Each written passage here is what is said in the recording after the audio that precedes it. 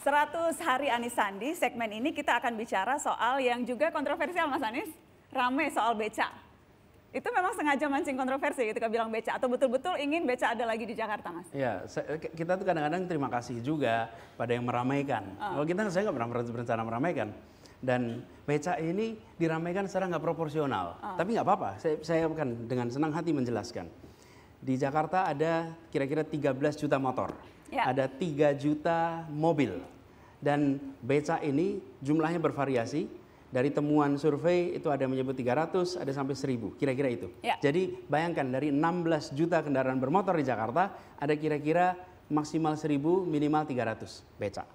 Itu masih ada. Nah, banyak dari kita, termasuk saya juga, tidak menyadari dulu bahwa di Jakarta ini, di kampung-kampung terutama di utara dan Jakarta Utara dan Jakarta Timur bagian utara, bahwa ibu-ibu, anak-anak di kampung-kampung itu menggunakan beca sebagai angkutan lingkungan mereka. Oke.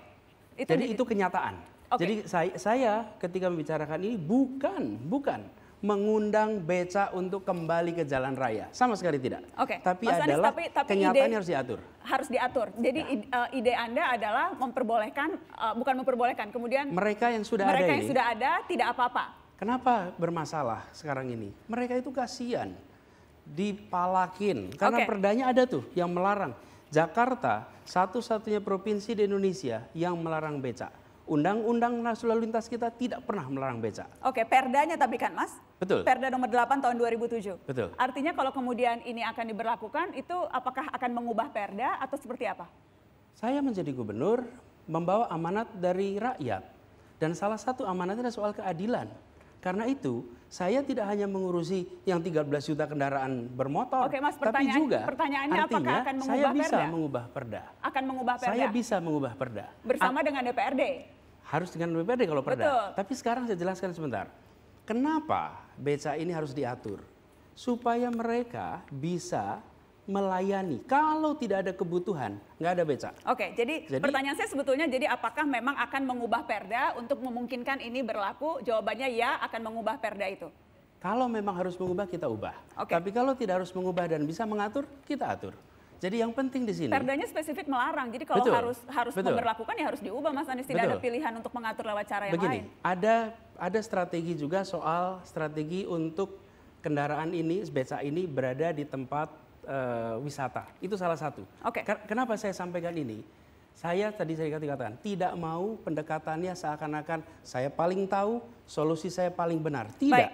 Justru yang saya mau lakukan adalah ini masalah, lalu kita cari di mana tempat beca ini bisa beroperasi. Tadi Anda katakan intinya bukan beca kemudian berada di jalan raya. Ya, betul. Tetapi faktanya pun sekarang beca-beca itu tidak hanya di lingkungan tapi juga di jalan raya, Pak Gubernur. Kenapa? Karena tidak kita lihat liputan berikut ini.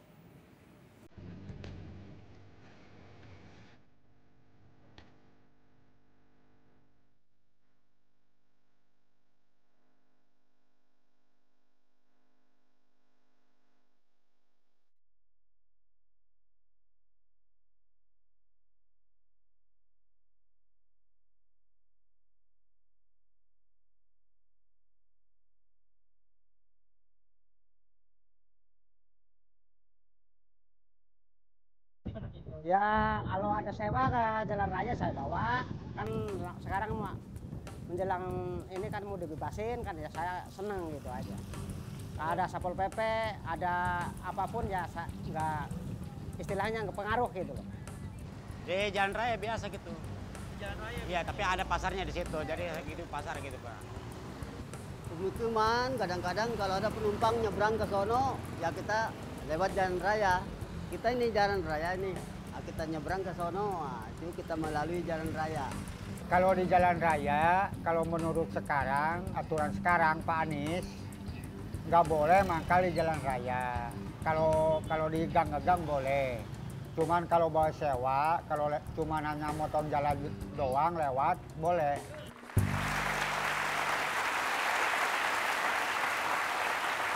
Bagaimana Mas Anies tanggapan Anda? Jadi karena memang tidak ada pengaturan. Kalau tidak ada pengaturan ada pelanggaran. Dan seluruhnya pelanggaran. Karena itu mengapa kita mau mengatur? Supaya jelas di mana mereka di kampung ini bisa beroperasi dan ada persyaratannya. Jadi nomor 1, harus ada kesepakatan warga bahwa di situ dibutuhkan becak. Kalau tidak ada kesepakatan itu berarti nggak ada kebutuhan, nggak usah ada becak. Ini kesepakatan jadi dari forum RW begitu? Forum RW, betul. Forum RW semua harus sepakat mau ada becak? Memang membutuhkan. Nah, kenapa? Becak ini adalah sesuatu yang ditawarkan. Jadi kalau tidak ada yang naik, ya kosong, nggak ada kendaraan. Jadi syarat utamanya itu? Satu. Terus yang kedua, mereka yang bertugas di situ dicatat, becaknya dicatat, sehingga jumlah dan rute mereka itu ditentukan.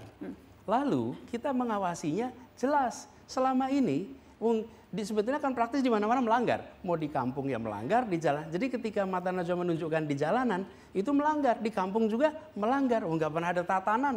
Karena itu yang mau kita lakukan adalah menata itu. Dan ini, saya sampaikan ini, bahwa kalau di kampung-kampung itu tidak ada yang berminat, nggak ada yang butuh, nggak ada yang naik becak. Mas Anies, kemudian kita ingat sebetulnya ini kan sudah pernah terjadi beberapa waktu yang silam. Gubernurnya saat itu Pak Sutioso, dan Pak Sutioso ada cerita pengalaman bagaimana repotnya pengaturan becak ini, kita dengarkan. Dan saat itu memang ada keluhan, nertiban becak itu sukar sekali. Gitu. Maaf sekali ya bagi para tukang becak ya. Naluri dia untuk melanggar itu sangat tinggi. Karena ya orang kecil dia harus memberikan makan anak keluarganya. Melawan arus pun dilakoni sama dia. Tetapi sekali lagi ini adalah sharing pengalaman. Mungkin juga beliau berdua mempunyai cara-cara yang lebih ampuh gitu untuk mengatasi prediksi pelanggaran-pelanggaran yang akan timbul tadi. Nah setelah saya luncurkan program itu yang mengizinkan di tempat-tempat tertentu, terus kita awasi beberapa hari masih berjalan tertib. Tapi nggak selang beberapa hari kemudian berdatanganlah becak-becak dari luar kota yang diangkut pakai truk dan angkutan lain gitu. Nah mulailah mereka memasuki jalan-jalan yang dilarang dalam kebijakan saya itu kan. Artinya masuk jalan-jalan raya. Yang tadinya di pinggir kota juga masuk ke tengah kota. Yang tadinya di gang juga beroperasi di jalan-jalan raya. Itu yang terjadi. Tapi penertiban terus kita lakukan kan. Penertiban kita lakukan. Yang akhirnya juga hanya kucing-kucingan saja kan, operasi ini lari ke sana.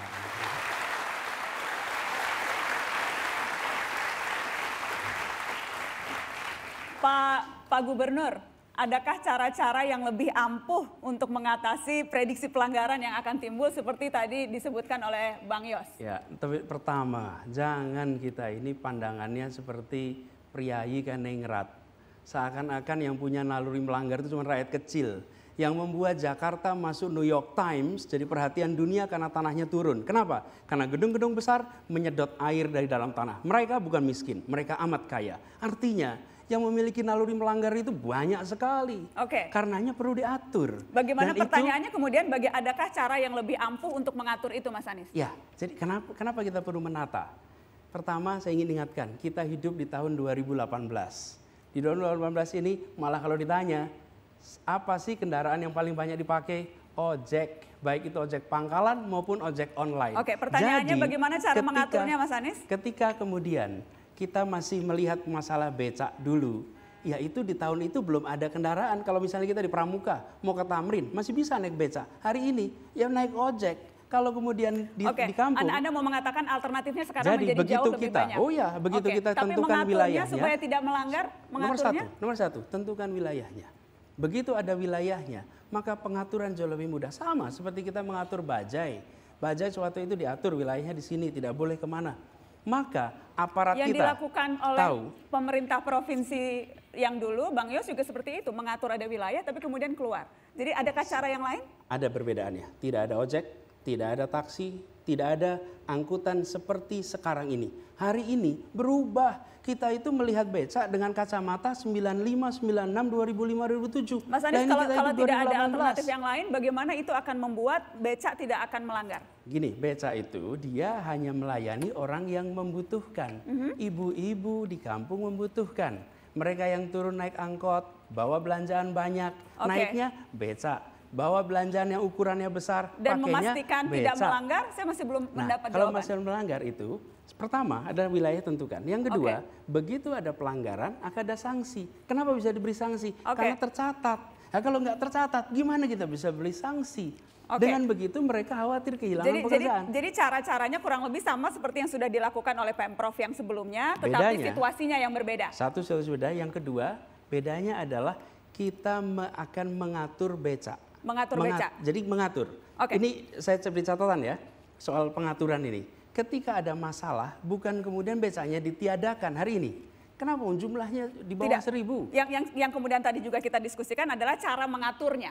Ya. Itu yang kemudian Jadi kita pertama, diskusikan. lokasinya Mas ya. Anies, yang kemudian juga tadi disebutkan Bang Yos, yang menarik adalah ketika itu berbondong-bondong beca datang ke Jakarta. Apakah juga sudah diantisipasi soal ini? Sederhana sekali. Begitu kita sudah menentukan mereka yang berada di sini, dan sekarang sudah dicatati, Dishub sudah bekerja mencatat. Maka mereka yang selama ini tidak berada di sini keluar. Tapi mereka yang selama ini sudah, dan sekarang Dishub sedang mencatat.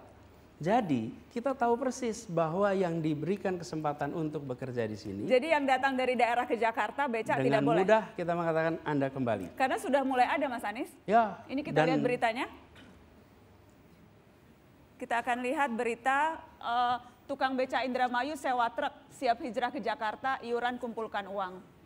Kemudian juga ada pengakuan dari salah seorang tukang beca yang dimuat di salah satu media online yang mengatakan bahwa ya saudaranya kemudian berusaha datang. Ya, itu sudah dipantau. Ini begini, jangankan itu, ditemukan batu aja ribuan orang datang kok. Ditemukan orang sakti ribuan orang datang. Itulah Indonesia kita. Jadi ketika melihat ini ada sesuatu yang menarik, mereka akan datang. Karena itulah kita siapkan nih. Jadi bagaimana tuh konkretnya? Akan dijaga di daerah-daerah masuk Jakarta atau bagaimana?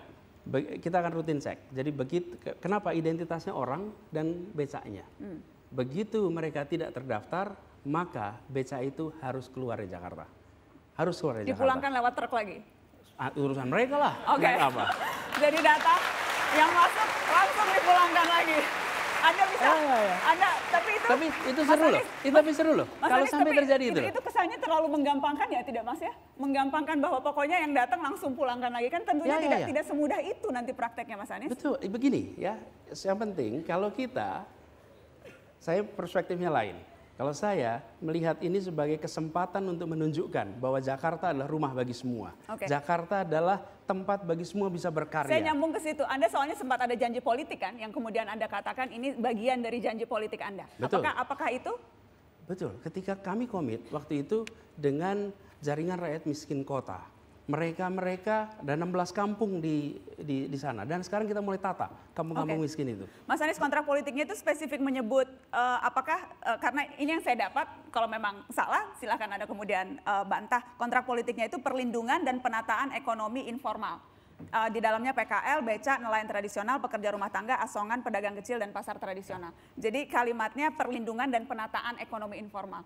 Karena itu kita, jadi jangan membayangkan ketika beca itu berhenti di situ. Yang kita ingin lakukan adalah mereka mendapatkan seragam yang baik, mereka mendapat pelatihan yang rutin, sehingga mereka bisa menjadi entrepreneur. Karena sebenarnya mereka adalah entrepreneur, jasanya adalah transportasi.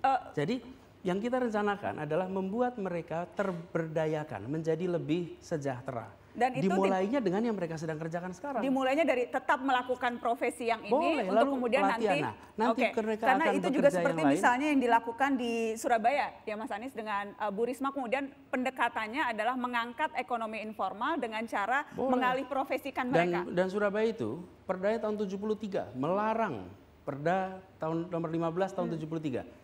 Tapi juga sejak 73 sampai sekarang masih ada beca itu. Dan karena itulah yang kita atur, bukan menghilangkan. Pendekatannya akan sama, akan dialihkan. Karena di Surabaya spesifik kemudian dialihkan menjadi satpam, dialihkan menjadi saya baca tukang sapu, dan mereka bisa mendapatkan upah minimum 3,2 juta. Jadi pendekatannya berbeda, bukan membiarkan mereka untuk melakukan profesinya sekarang. Kalau undang-undangnya melarang beca, maka saya akan laksanakan.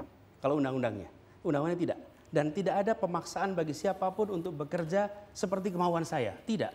Berikan pada mereka kesempatan. Yang kita lakukan adalah memberdayakan, mengatur sehingga tidak ada ketertiban, dan memastikan bahwa aparat pemerintah itu bekerja melaksanakan aturan-aturan kita. Jadi ketika nanti kita mengatur ini semua, maka saya akan bisa berkata saya lunasi yang saya janjikan. Saya kan nggak ingin. Tadi Anda katakan tidak melanggar selesaikan dulu undang-undang, bukankah di awal kita sempat bahas bahwa ada perda dan perda itu dilanggar dan Anda akan mau mengubah dan merevisinya? Kenapa saya mau merevisinya? Karena saya memiliki otoritas. Berarti kalau ya- undang-undang saya tidak. Oke, saya undang-undang tidak bisa, karena saya harus melaksanakan. Tapi kalau perda, ya gubernur itu salah satu tugasnya adalah membuat perda. Ya karena itu Bersama saya mau buat. DPRD tidak Tentu. sendirian Mas Anies. Kalau Karena sendirian pergub namanya. Kalau perda Tentu. bersama DPRD. Jadi ini bukan keputusan yang bisa Anda ambil sepihak. Betul, karena Oke. itulah saya katakan mungkin. Mungkin direvisi. Ya, mungkin direvisi. Oke. Dan yang saya teruskan sedikit, saya tidak mau membuat janji tahun ini, 5 tahun lagi ada yang baca janji saya dan saya tidak laksanakan. Ini Anda Saya- mengacu ke siapa nih? Ya mengacu pada diri sendiri dong, masa ke yang lain. Jadi saya janji sendiri. Karena bicara janji politik, Anda kemudian sempat mengatakan sesungguhnya janji politik itu Anda hanya melaksanakan janji politik pemimpin yang sebelumnya. Jadi Anda tidak mengacu ke pemimpin saya yang tidak pernah sebelumnya. mengatakan itu. Jadi saya katakan janji saya adalah yang saya tanda tangani. Itu yang saya akan laksanakan. Orang lain tanda tangan itu urusannya. Kalau Oke. bagi saya, ini janji saya akan laksanakan. Dan satu hal lagi, kenapa saya sebut 5 tahun lagi? Ya karena ketika selesai tugasnya orang akan lihat ini janjinya nih, mana pelaksanaannya. Karena itu lebih baik laksanakan yang dijanjikan dan dengan cara sesuai dengan peraturan yang ada, undang-undangnya mengizinkan dan kebutuhannya ada. Mas ngomong undang-undang, Direktur Lalu Lintas Polda orang yang sama yang meminta Anda untuk mengubah kebijakan Tanah Abang juga meminta Anda untuk mengkaji ulang soal legalisasi beca ini. Tidak apa-apa, kita begini. Kalau Jadi ada dua yang kebijakan mengatakan Anda mengkaji diminta diubah ulang, oleh nggak aparat apa-apa. penegak hukum. Tidak apa-apa ya? Mengubah dan mengkaji ulang beda. Mengubah dan mengkaji ulang. Oh iya nggak apa-apa. Ketika siapapun mengatakan Pak tolong dikaji ulang, boleh yuk kita kaji ulang. Justru kita tuh harus open minded. Jangan kalau ada mengatakan kaji ulang, nggak bisa. Ini sudah keputusan, Anda akan saya hadapi, pokoknya jalan seperti saya. Tidak, kita kaji ulang. Pertimbangannya salah satunya itu katanya Mas, melanggar peraturan daerah, kemudian juga kesemrawutan yang mungkin akan ditimbulkan. Jadi concern-nya soal itu. Nah, kebanyakan kita selalu membayangkan bahwa beca itu akan dipakai untuk lintasan yang jauh. Bukan, ini untuk di dalam kampung. Dan saya kasih proporsi. Tergantung Pembicaraan kita satu segmen urusan ini, padahal ini secara jumlah 10 juta penduduk, 16 juta kendaraan bermotor, dan ini adalah 1000. Memang menarik sebagai topik perdebatan, tapi justru disinilah menurut saya kuncinya. Jakarta harus menyadari ini rumah bagi semua, termasuk mereka yang hari ini belum sejahtera. Oke. Menarik. Sebetulnya dibahas satu segmen karena bahkan perdanya pun mau diubah. Padahal kita tahu mengubah perda itu bukan persoalan yang mudah. Jadi kalau perdanya saja mau diubah, ini persoalan serius. Kita akan bahas soal DP 0 rupiah setelah pariwara. Persoalan yang juga penting.